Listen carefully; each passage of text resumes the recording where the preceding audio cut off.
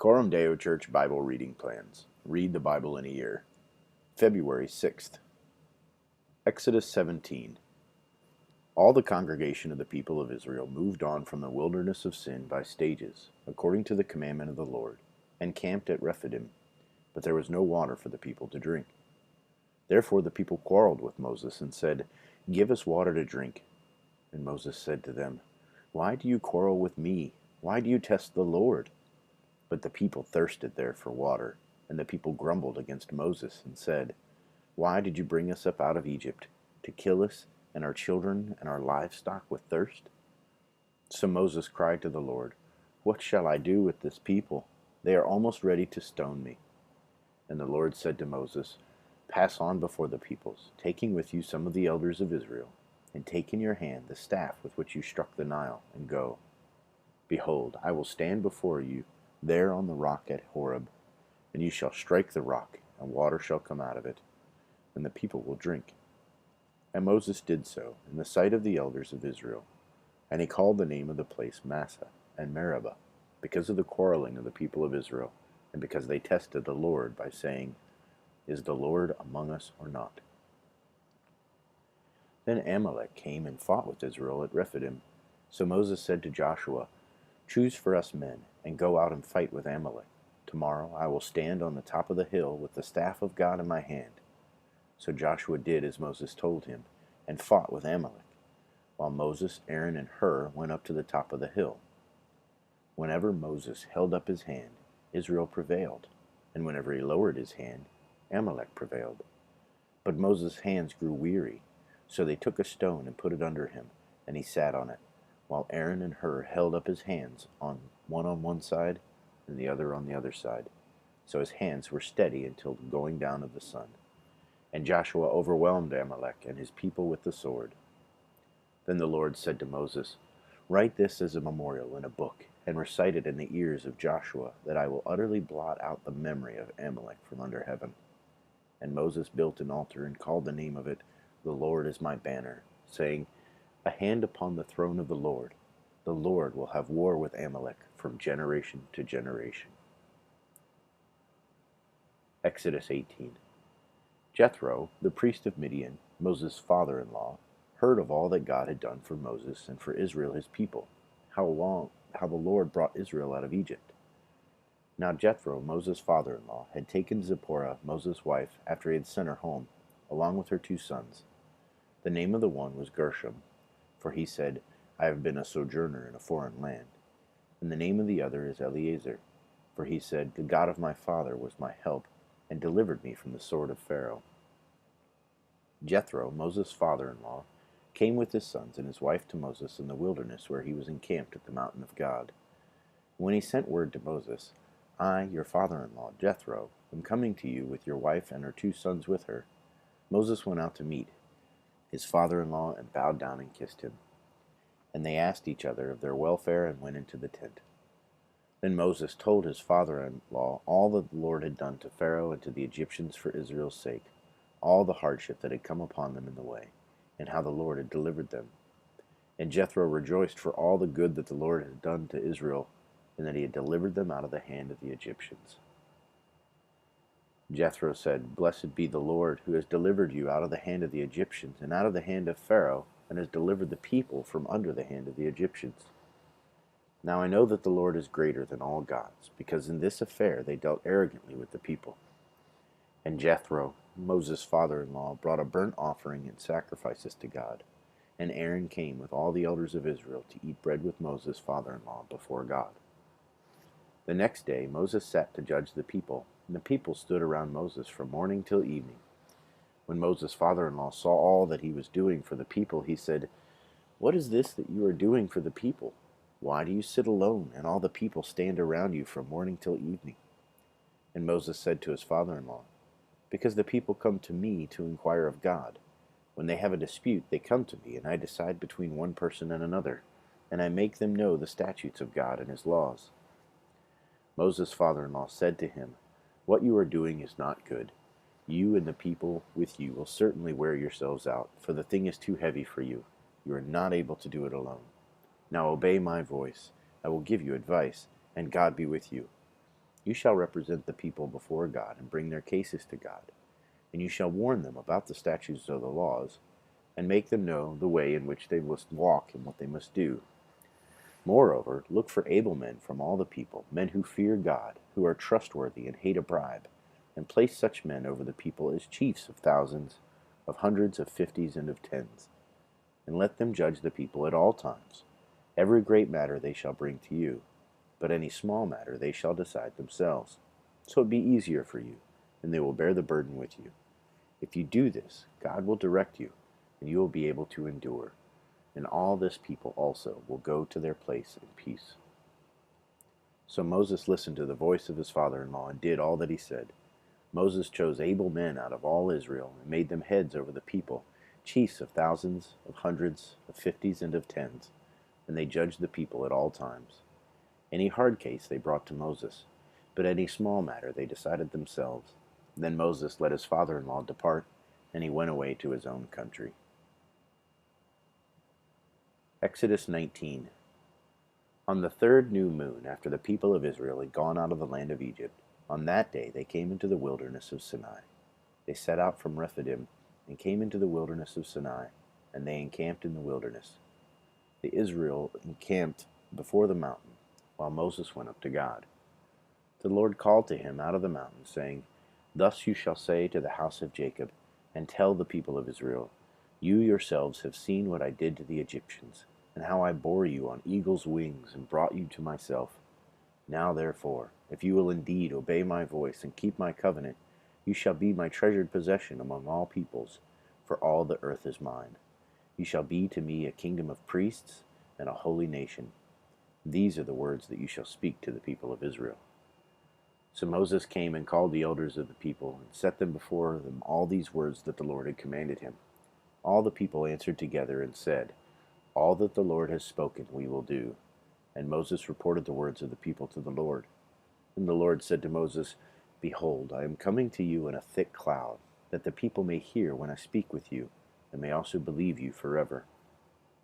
When Moses told the words of the people to the Lord said to Moses, Go to the people and consecrate them today and tomorrow, and let them wash their garments and be ready for the third day. For on the third day the Lord will come down on Mount Sinai in the sight of all the people. You shall set limits for the people all around, saying, Take care not to go into the mountain or touch the edge of it. Whoever touches the mountain shall be put to death. No hand shall touch him, but he shall be stoned or shot. Whether beast or man, he shall not live. When the trumpet sounds a long blast, they shall come up to the mountain. So Moses went down from the mountain to the people and consecrated the people, and they washed their garments. And he said to the people, Be ready for the third day. Do not go near a woman. On the morning of the third day there were thunders and lightnings and thick cloud in the mountain, and a very loud trumpet blast, so that all the people in the camp trembled. Then Moses brought the people out of the camp to meet God, and they took their stand at the foot of the mountain. Now Mount Sinai was wrapped in smoke, because the Lord had descended on it in fire. The smoke of it went up like the smoke of a kiln, and the whole mountain trembled greatly. And as the sound of the trumpet grew louder and louder, Moses spoke, and God answered him in thunder. The Lord came down on Mount Sinai to the top of the mountain, and the Lord called Moses to the top of the mountain, and Moses went up. And the Lord said to Moses, Go down and warn the people, lest they break through to the Lord to look, and many of them perish. Also let the priests who come near to the Lord consecrate themselves, lest the Lord break out against them. And Moses said to the Lord, The people cannot come up to Mount Sinai, for you yourself warned us, saying, Set limits around the mountain and consecrate it.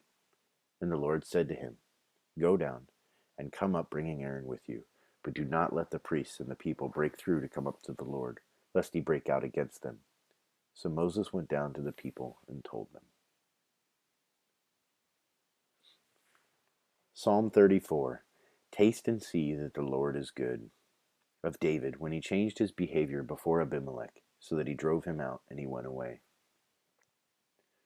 I will bless the Lord at all times. His praise shall continually be in my mouth. My soul makes it boast in the Lord. Let the humble hear and be glad. O magnify the Lord with me, and let us exalt his name together. I sought the Lord, and he answered me and delivered me from all my fears. Those who look to him are radiant, and their faces shall never be ashamed. This poor man cried, and the Lord heard him and saved him out of all his troubles. The angel of the Lord encamps around those who fear him and delivers them. O taste and see that the Lord is good. Blessed is the man who takes refuge in him. O fear the Lord, you his saints, for those who fear him have no lack. The young lions suffer want and hunger, but those who seek the Lord lack no good thing. Come, O children, listen to me. I will teach you the fear of the Lord. What man is there who desires life and loves many days, that he may see good? Keep your tongue from evil, and your lips from speaking deceit. Turn away from evil and do good. Seek peace and pursue it. The eyes of the Lord are toward the righteous, and his ears toward their cry. The face of the Lord is against those who do evil, to cut off the memory of them from the earth. When the righteous cry for help, the Lord hears and delivers them out of all their troubles. The Lord is near to the brokenhearted, and saves the crushed in spirit. Many are the afflictions of the righteous, but the Lord delivers him out of them all. He keeps all his bones, not one of them is broken. Affliction will slay the wicked, and those who hate the righteous will be condemned. The Lord redeems the life of his servants. None of those who take refuge in him will be condemned. Mark 13. And as they came out of the temple, one of his disciples said to him, Look, teacher, what wonderful stones and what wonderful buildings. And Jesus said to him, Do you see these great buildings? There will not be left here one stone upon another that will not be thrown down. And as he sat on the Mount of Olives opposite the temple, Peter and James and John and Andrew asked him privately, Tell us, when will these things be? And what will be the sign when all these things are about to be accomplished? And Jesus began to say to them, See that no one leads you astray. Many will come in my name, saying, I am he, and they will lead many astray. And when you hear of wars and rumors of wars, do not be alarmed. This must take place, but the end is not yet. For nation will rise against nation, and kingdom against kingdom. There will be earthquakes in various places. There will be famines. These are but the beginning of the birth pains. But be on your guard, for they will deliver you over to councils, and you will be beaten in synagogues, and you will stand before governors and kings for my sake, to bear witness before them. And the gospel must first be proclaimed to all nations. And when they bring you to trial and deliver you over, do not be anxious beforehand what you are to say, but say whatever is given you in that hour. For it is not you who speak, but the Holy Spirit. And brother will deliver brother over to death, and the father his child. And children will rise against parents and have put them to death. And you will be hated by all for my name's sake, but the one who endures to the end will be saved. But when you see the abomination of desolation standing where he ought not to be, let the reader understand. Then let those who are in Judea flee to the mountains. Let the one who is on the housetop not go down, nor enter his house to take anything out. And let the one who is in the field not turn back to take his cloak. And alas, for women who are pregnant and for those who are nursing infants in those days, pray that it may not happen in winter. For in those days there will be such tribulation as has not been from the beginning of the creation that God created until now, and never will be. And if the Lord had not cut short the days, no human being would be saved. But for the sake of the elect, whom he chose, he shortened the days. And then if anyone says to you, Look, here is the Christ, or Look, there he is, do not believe it. For false Christs and false prophets will arise and perform signs and wonders to lead astray, if possible, the elect. But be on guard. I have told you all these things beforehand. But in those days, after that tribulation, the sun will be darkened, and the moon will not give its light, and the stars will be falling from heaven, and the powers in the heavens will be shaken. And then they will see the Son of Man coming in clouds with great power and glory. And then he will send out the angels and gather his elect from the four winds, from the ends of the earth to the ends of heaven. From the fig tree learn its lesson. As soon as its branch becomes tender and puts out its leaves, you know that summer is near. So also, when you see these things taking place, You know that he is near, at the very gates. Truly I say to you, this generation will not pass away until all these things take place.